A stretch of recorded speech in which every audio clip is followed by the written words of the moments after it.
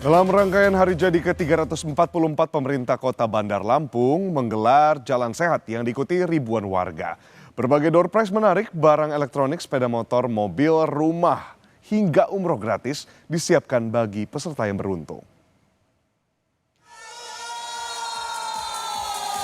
Ribuan warga memadati kawasan Tugu Adipura Minggu pagi mengikuti Jalan Sehat dalam rangka hari jadi ke-344 Kota Bandar Lampung.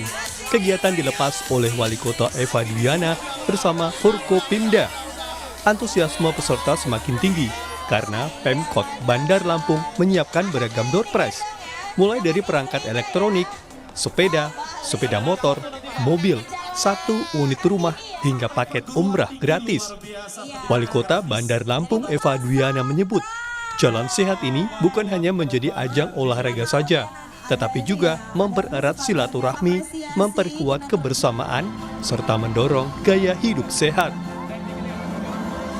Harapan kita semua yang mendapatkan atau yang tidak tetap koordinasi kita dengan baik, kita tetap sama-sama, kita berkolaborasi. Karena Kota Bandar Lampung harus semuanya, Forkopimda, pemerintah, dan juga seluruh masyarakat Kota Bandar Lampung.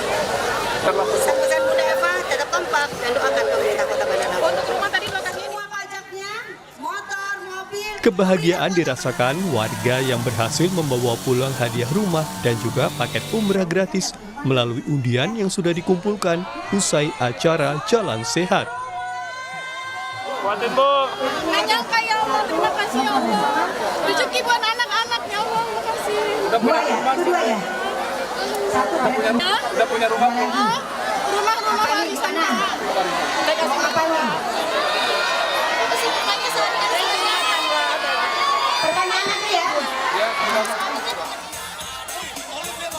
Pemerintah Kota Bandar Lampung berharap rangkaian kegiatan hari jadi ke-344 menjadi momentum kebersamaan dan kolaborasi untuk mewujudkan Kota Bandar Lampung semakin maju.